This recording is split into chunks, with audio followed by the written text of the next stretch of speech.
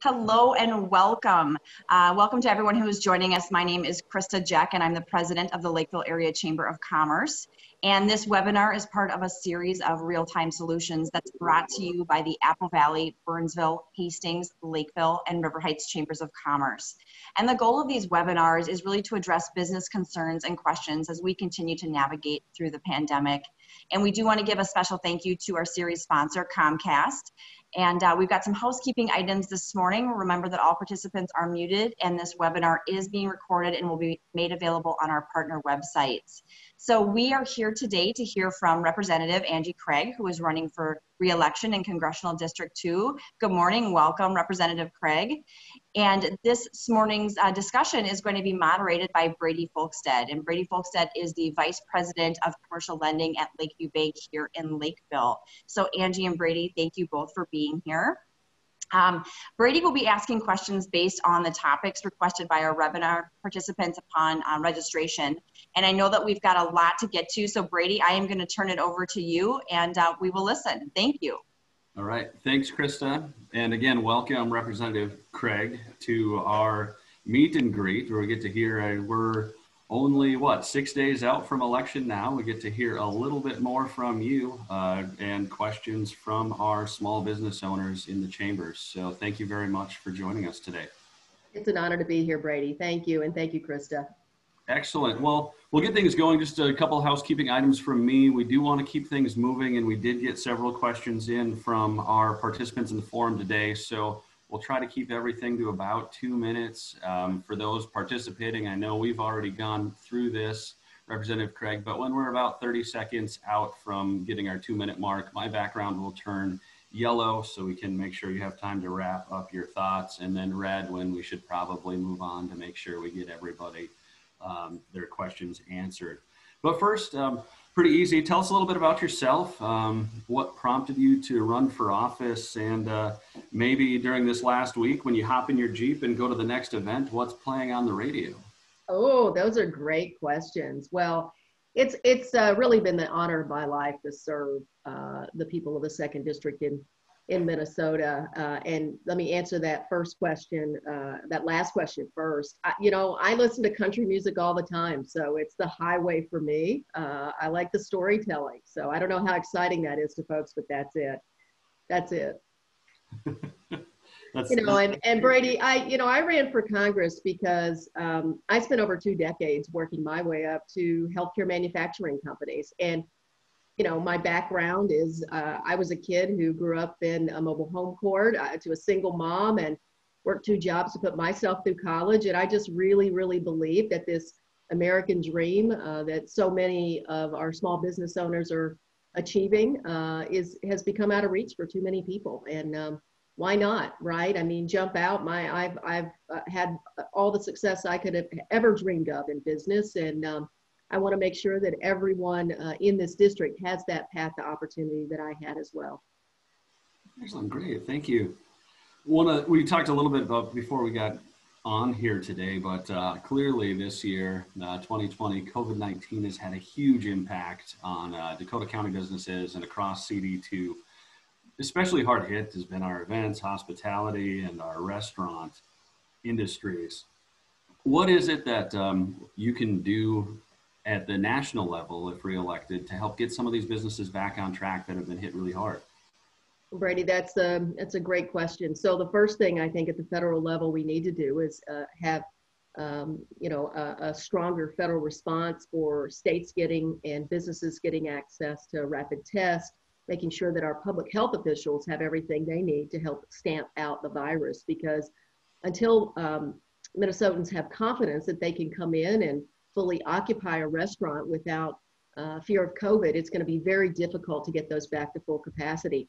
I helped develop the PPP program, the Paycheck Protection Program. It was one of the first bills out of COVID was sort of sending that program down to the 7A lending level, which of course ultimately ended up being a similar program developed. And President Trump signed a bill into law that I wrote to extend the Paycheck Protection Program until that early August time period. I'm very proud of that bill that was signed into law. What we need to do now, I have a bill that would allow the hardest hit businesses like hospitality, like restaurants, if revenue's been impacted by 50% or greater, to come back and get a second forgivable loan, a second PPP loan. In addition to that, I'm a huge supporter of the Restaurants Act, which in the HEROES bill that we passed earlier in May I think it's about $130 billion in grant money to local Main Street restaurants so that we can keep them afloat. The most important thing in my mind is that we keep the engine of small business and the economy running until we get through this COVID-19 public health crisis. And so those are some of the things that I've really been focused on, and will continue. I think my team has now helped over 500 businesses during the course of this pandemic, and that's what we're going to keep doing, just stay focused on the needs. Okay, excellent. No, our local businesses definitely appreciate the assistance in all of these programs that we've had coming up. Another one for employers in the area that's been huge, as well as their employees, has been healthcare. It's an important topic as we've continued to discuss through COVID, prior to COVID, lots of changes in the healthcare industry. As you're firsthand aware over the last several years, as we move into this next phase with the election coming up here, there's competing plans out there. There's either to protect the ACA, to replace the ACA, to renew the ACA with some changes. What is it that you're supportive in healthcare currently as we move on to after November 3rd? Brady, one of the reasons I ran for public office was because I was responsible for the healthcare plan at St. Jude Medical with 16,000 covered lives, a self-insured plan.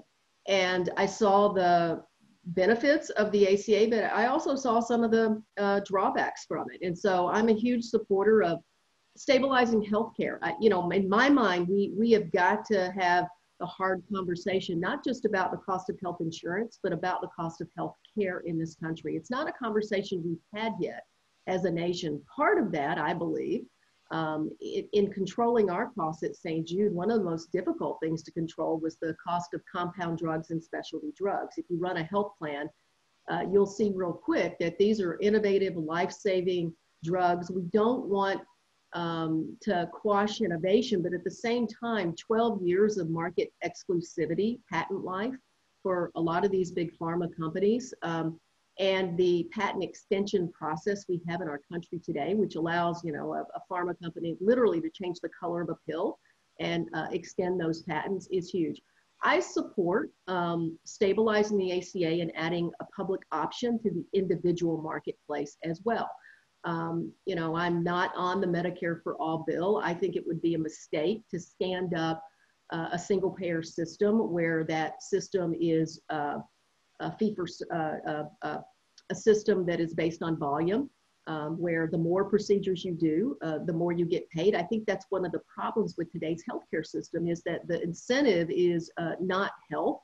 The incentive is volume, both at the physician, the provider level, et cetera. So I think we can stabilize healthcare. We can't do it if we keep making it political. And that's been one of my biggest frustrations is, defenders of the ACA or people who want to throw away the ACA. There's got to be a middle ground there that I'm hoping to find out. Okay, excellent. Thank you. Another hot topic for our business owners is always taxes. Now, as we're going into this race, clearly there's been large overhauls in taxation recently over the last couple of years. And as we're moving forward, we know there's been some proposals out there. One of the proposals at the top of the ticket has been for a 15% minimum corporate tax.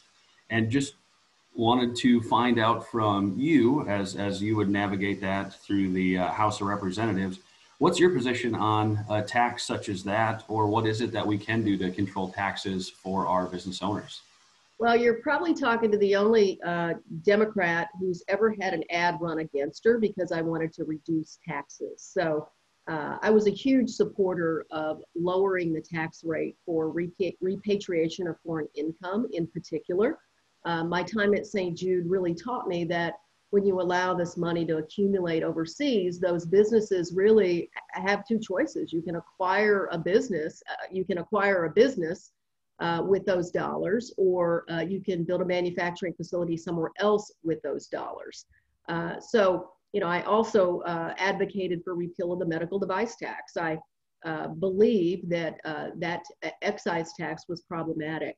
I do think, though, as we look at the tax code and, obviously the 2017 Tax Cut and Jobs Act, what we want to do is build a system that's fair. And, for our small businesses, our Main Street businesses, I want to keep taxes as stable as possible, wouldn't want to raise those taxes. But for large corporations, what we did with 2017 Tax Cut and Jobs Act is we reduced the corporate tax rate, but we left all the loopholes in place that would allow a company to be able to get those taxes down to 0%. So, Freddie, I haven't taken a position of whether it should be 15. I mean, in the olden days, getting it down to 21% was seen as radical. 28% was seen as radical, the corporate tax rate. I think we've got to reward companies who are willing to build, manufacture, and employ people in America. And we've got to close a lot of the tax loopholes that really continues to encourage folks to move those jobs out of America. And, that's complicated because we know some of the incentives to manufacture elsewhere are pretty great. And I want everybody who runs a business to be able to make a fair profit for the time and the energy and the sweat equity you put in it. You deserve that. And then I'll just end with this. I was a strong supporter of the USMCA trade agreement. I'm a pro-trade Democrat as long as there's strong labor protections in place and obviously environmental protections as well. Thank you very much. Next one, especially our area, the Minneapolis area, has been in the spotlight nationally.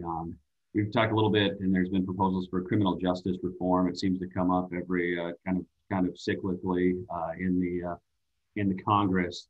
As we look at that, one of the things for our businesses is paramount is the safety of the patrons that go to businesses, the employees, and the physical property of the business themselves. Do you have a couple of top priorities on criminal justice reform that we think would make some of the reforms out there, as well as provide a better environment for our businesses moving forward?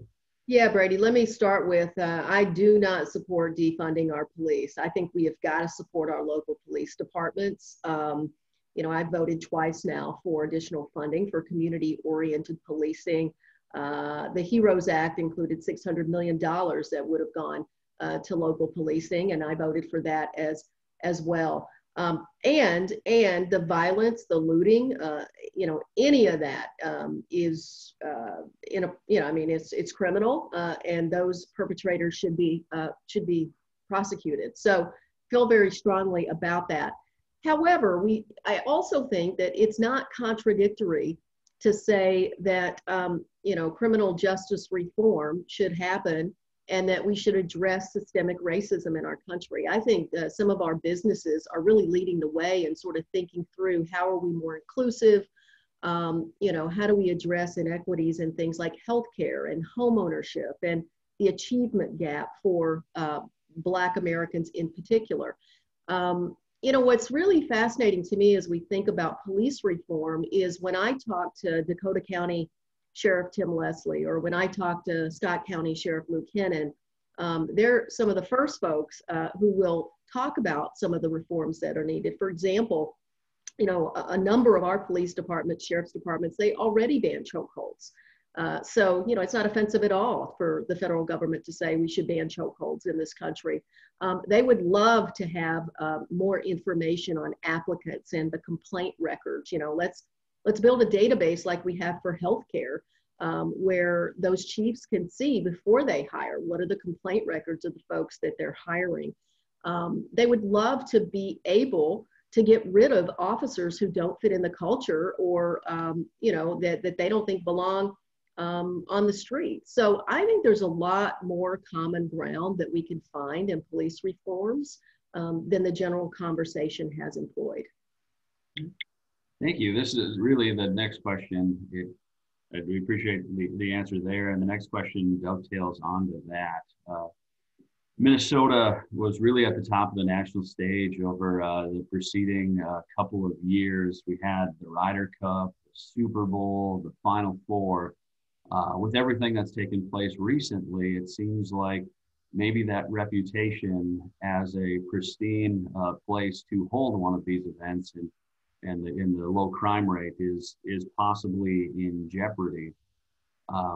As part of our elected delegation, what would you do to help bring some of that reputation back to the state of Minnesota with Minnesota Nice?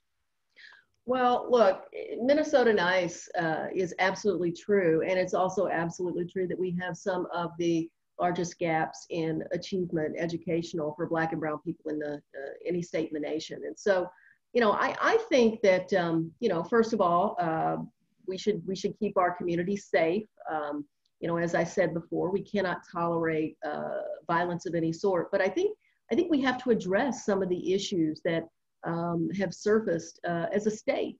And I have no doubt that, we will continue to be able to compete. I do think that there's some reputational issues that we need to rehabilitate. We do that by, making sure that we address systemic racism in the state of Minnesota. We do that by making sure, as the governor has done recently, being very aggressive and calling out the National Guard when there could be violence, and making sure that we are the model for allowing this, what some people is contradictory, but I don't see at all, is this ability to peacefully protest and at the same time addressing the issues, as they exist in the state, and just being honest with ourselves. I think, Minnesota has some of the highest achievement rates for education, for quality of life, for obviously our great focus on the outdoors. But we have to keep working as a state. And I think, I think we'll get that hard work done, but it's going to take all of us. And to be honest, I've seen some of the best early work happening in our businesses. My experience at St. Jude is business is often ahead of public policy when it comes to really being thoughtful about diversity and inclusion and many of those things. And I would expect that addressing systemic racism is probably going to be the same. Businesses, I'm already seeing many of our Fortune 500s get out ahead of public policy to start addressing these issues. Great, thank you. We have a set of final questions here, two of them, and believe me, you will have both sides of this coin. First is, in the spirit of bipartisanship, we talked a little bit about having to get things done, especially during COVID. And as we look at that, and I realize we're only 6 days out or so, 5 or 6 days out from the election day, in that spirit of bipartisanship, we do have a little bit of microcosm here.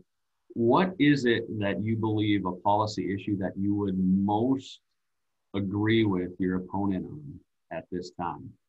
That's actually a great question. And we had the opportunity to debate on Friday night. And, I don't think the federal government is particularly well run. I think there's a lot of fraud, waste, and abuse in the federal government. My district office spends a heck of a lot of time working through these issues with taxpayers. That's why I'm so proud of the other bill the president signed of mine, and that is the Payment Integrity Information Act, which cuts down on improper payments by the federal government and actually was used by the administration to stop sending those checks, the economic stimulus checks, to deceased people because they were in violation of the Payment Integrity Information Act. So the fourth round of stimulus checks, they stopped. So I think Mr. Kister and I definitely agree this government can be run a lot better and more cost efficiently. Okay, great. Now I did promise we'd get both sides of this. So if you could take one issue, one policy initiative that would provide the greatest amount of contrast between you and your opponent. I think we can improve on today's healthcare system. That we don't need to completely repeal the Affordable Care Act. The Supreme Court is in hearing oral arguments on November 10th. I think if we stop politicizing today's healthcare law. We could just work together to improve healthcare and to lower the cost of healthcare. So, you know, I don't see the ACA repeal as something that we should be doing. I think we should just say, look, let's figure out how we make healthcare more affordable in this country and work better, and not just for people who are uninsured, but for small businesses and large employers alike by lowering the cost of healthcare. I think that is the biggest difference. Okay, great. Well, as we wrap up your time, thank you very much, Representative Craig, for joining us today. We appreciate it as business owners, as members of the several chambers that are part of this call. We appreciate your time immensely. With that, just a couple of minutes here that you may have to leave us with your final thoughts in the closing. We appreciate your time. Well, thank you so much, Brady. It really has been an honor to work alongside our Main Street businesses, our independent restaurants, over the course of the last 2 years. And of course, the honor of my life to serve as the representative for the 2nd Congressional District.